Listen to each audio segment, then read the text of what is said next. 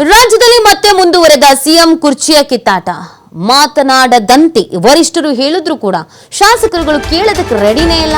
Don't care, ನೀವೇನಾದ್ರೂ ಹೇಳಿ, ನಾವು ಮಾತಾಡಿಯೇ ಮಾತಾಡ್ತೀವಿ ಅನ್ನೋ ಲೆಕ್ಕಾಚಾರದಲ್ಲಿ ಇದ್ದಂಗೆ ಕಾಣಿಸ್ತಾ ಇದೆ.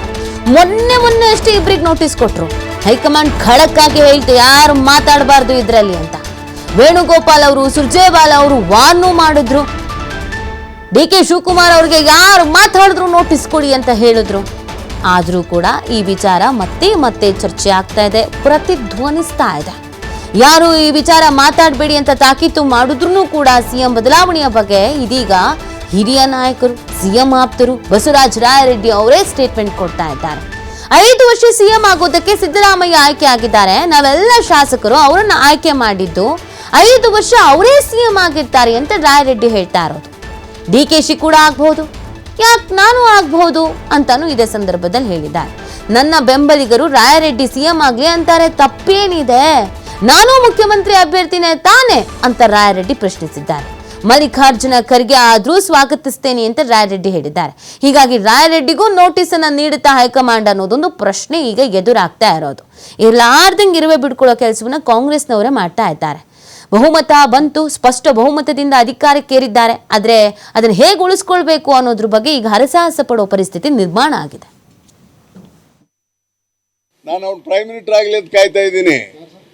I am the only person who advocating Mallikarjun should be a candidate for the prime minister. ಯಾರು ಹೇಳಿದ್ದಾರೆ ನಿಮ್ಗೆ? ಬೋಲ್ಡ್ ಆಗಿ ಅವ್ರು ಆಗ್ಲಿ, ಅವ್ರು ಆಗಬಾರ್ದು ಅಂತ ಹೇಳಿಲ್ಲ. ಯಾರು ಆಗ್ಬೇಕು ಅನ್ನೋದು ತೀರ್ಮಾನ ಪಕ್ಷಕ್ಕೆ ಬಿಟ್ಟಿದ್ದು, ಹೈಕಮಾಂಡಿಗೆ ಬಿಟ್ಟಿದ್ದು. ಯಾಕೆ ಹಿಂದೆ ಗಾಂಧಿ ಫ್ಯಾಮಿಲಿ ಸ್ಯಾಕ್ರಿಫೈಸ್ ಮಾಡ್ಲಿಲ್ವಾ? ಮನಮೋಹನ್ ಸಿಂಗ್ ಅವ್ರಿಗೆ ಕೊಡ್ಲಿಲ್ಲ? Who knows, they may sacrifice. After the BR election we don't know what is going to happen in the country. ಅದೇ ಪಾರ್ಟಿ ಅವರು, ರಾಹುಲ್ ಗಾಂಧಿ ಅವರು ಒಬ್ಬ ನಮ್ಮ ಸೀನಿಯರ್ ಲೀಡರು, ಲೋಕಸಭಾ ನಮ್ಮ ಪಕ್ಷದ ಸಂಸದೀಯ ನಾಯಕರು, ಪಾರ್ಲಿಮೆಂಟರಿ ಲೀಡರ್. ಅವ್ರಾಗ್ಲಿ ಅಂದ್ರೆ ಅವ್ರು ಕೊಟ್ಟಂತ ಸಜೆಷನ್ ಆಗ್ಲಿ, ನಮ್ಗೆ ಅವ್ರೇನ್ರ ಬೇರೆಯವ್ರು ಮಾಡ್ತಿದ್ರೆ ಖರ್ಗೆ ಅವ್ರು ಮಾಡ್ಲಿ ಅಂತ ಹೇಳ್ತಿದ್ರು ಅಷ್ಟೇ. ನಾನು ಅವ್ರು ಏನಾದ್ರು ಇದು ಎಲ್ಲರೂ ಸೇರ್ಕೊಂಡು ಅದಕ್ಕೆ ಇಲ್ಲಿ ಸಿದ್ದರಾಮಯ್ಯನವರು, ಅದಕ್ಕೆ ಇಲ್ಲಿ ಸಿದ್ದರಾಮಯ್ಯ ಮೇ ಬಿ ಯಾಕಾಗಬಾರ್ದು ನೋಡಿ. ನವೆಂಬರ್ ಕ್ರಾಂತಿ ಬಗ್ಗೆ ನಾನು ಓದಿಲ್ಲ, ನಾನು ಮುಗಿಸ್ಬಿಡ ಅಂತೇಳಿ ಅವ್ರಿಗೆ ಹೇಳ್ಬಿಡ್ತೇನೆ. ನವೆಂಬರ್ ಕ್ರಾಂತಿ ಬಗ್ಗೆ ನಾನು ಹಿಸ್ಟ್ರಿ ಓದಿದ್ದೇನೆ. I read history. There is a French revolution ಬಗ್ಗೆ ಓದಿದ್ದೀನಿ, ರಷ್ಯನ್ ರೆವಲ್ಯೂಷನ್ ಬಗ್ಗೆ ಓದಿದ್ದೀನಿ. There is no particular November revolution.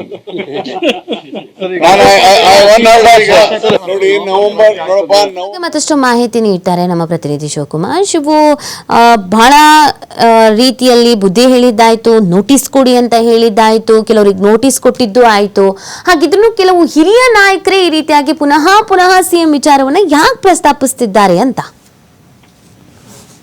ಖಂಡಿತ ನೀತಿ, ಮುಖ್ಯಮಂತ್ರಿಗಳ ಬದಲಾವಣೆ ವಿಚಾರದಲ್ಲಿ ಪಕ್ಷ ಮತ್ತೆ ಸರ್ಕಾರಕ್ಕೆ ಎದುರಾಗಿದ್ದಂತಹ ಮುಜುಗರವನ್ನ ಕಡಿಮೆ ಮಾಡೋದಕ್ಕೋಸ್ಕರ ಯಾರೆಲ್ಲ ಶಾಸಕರು ಹೇಳಿಕೆಗಳನ್ನ ಕೊಟ್ಟಿದ್ರು ಅವರ ನೋಟಿಸ್ ಅನ್ನ ಕೊಡುವ ಮೂಲಕ ಅವರ ಮೇಲೆ ಶಿಸ್ತು ಕ್ರಮಕ್ಕೆ ಈಗ ಪಕ್ಷ ಮುಂದಾಗಿದೆ, ಹೈಕಮಾಂಡ್ ಕೂಡ ಮುಂದಾಗಿದೆ. ಹೈಕಮಾಂಡ್ ನಾಯಕರು ಬೆಂಗಳೂರಿಗೆ ಬಂದಂತ ಸಂದರ್ಭದಲ್ಲಿ ವೇಣುಗೋಪಾಲ್, ಸುರ್ಜೇವಾಲಾ ಕೂಡ ಕೆಪಿಸಿಸಿ ಅಧ್ಯಕ್ಷರಿಗೆ ಸ್ಪಷ್ಟವಾದಂತಹ ಸೂಚನೆಯನ್ನ ಕೊಟ್ಟಿದ್ರು.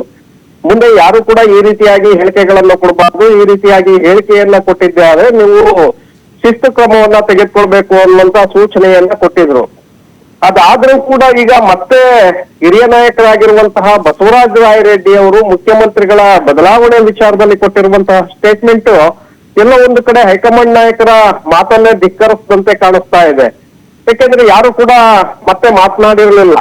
ಈಗ ರಾಯರೆಡ್ಡಿ ಅವರು ಮುಖ್ಯಮಂತ್ರಿಗಳ ಬದಲಾವಣೆ ವಿಚಾರದಲ್ಲಿ ಮಾತನಾಡಿರೋದ್ರಿಂದ ಸಹಜವಾಗಿ ಬೇರೆ ಬೇರೆ ಹಿರಿಯ ನಾಯಕರು ಕೂಡ ಮಾತನಾಡಬಹುದು. ಮಾತನಾಡ್ತಾ ಹೋಗಿದ್ದೆ ಆದ್ರೆ ಅದು ಮುಂದೆ ದೊಡ್ಡ ಮಟ್ಟಕ್ಕೆ ಹೋಗುತ್ತೆ, ಸರ್ಕಾರ ಮತ್ತೆ ಪಕ್ಷದ ಮೇಲೂ ಕೂಡ ಗಂಭೀರವಾದಂತಹ ಪರಿಣಾಮಗಳನ್ನ ಬೀರುತ್ತೆ.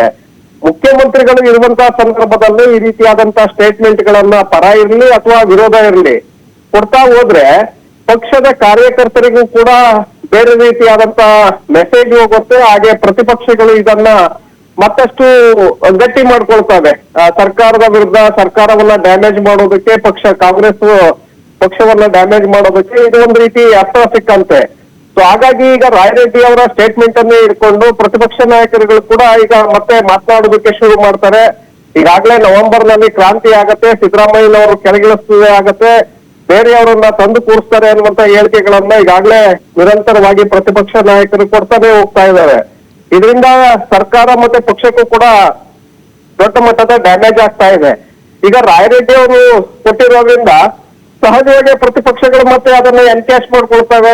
ಆಗ ಪಕ್ಷ ಮತ್ತೆ ಸರ್ಕಾರ ಮುಜುಗರ ಅನುಭವಿಸ್ಬೇಕಾಗತ್ತೆ. ಸೊ ಈಗ ಹೈಕಮಾಂಡ್ ರೆಡ್ಡಿ ಅವ್ರಿಗೂ ಕೂಡ ನೋಟಿಸ್ ಅನ್ನ ಕೊಡುವಂತ ಕೆಲಸ ಮಾಡುತ್ತಾ ಕೆಪಿಸಿಸಿ ಅಧ್ಯಕ್ಷರವ್ರಿಗೆ ನೋಟಿಸ್ ಅನ್ನ ಕೊಡ್ತಾರ, ಅವರ ಬಾಯಿಗೆ ಬೀಗವನ್ನ ಹಾಕ್ತಾರ ಅನ್ನುವಂಥದ್ದನ್ನು ನೋಡ್ಬೇಕಾಗತ್ತೆ ನೀತಿ. ಓಕೆ, ಥ್ಯಾಂಕ್ ಯು ಶಿವತಮಲ ಡೀಟೇಲ್ಸ್ಗಾಗಿ. ಎಸ್ ನೋಡಿ, ಇದೀಗ ಕಾಂಗ್ರೆಸ್ನ ಹೈಕಮಾಂಡ್ ನಾಯಕರು ಏನ್ ಮಾಡ್ತಾರೆ, ಎಷ್ಟು ಜನಕ್ಕೆ ಅಂತ ನೋಟಿಸ್ ಅನ್ನ ಕೊಟ್ಕೊಂಡು ಬರ್ತಾರೆ, ರಾಯರೆಡ್ಡಿ ಅವ್ರಿಗೂ ನೋಟಿಸ್ ಕೊಡ್ತಾರ.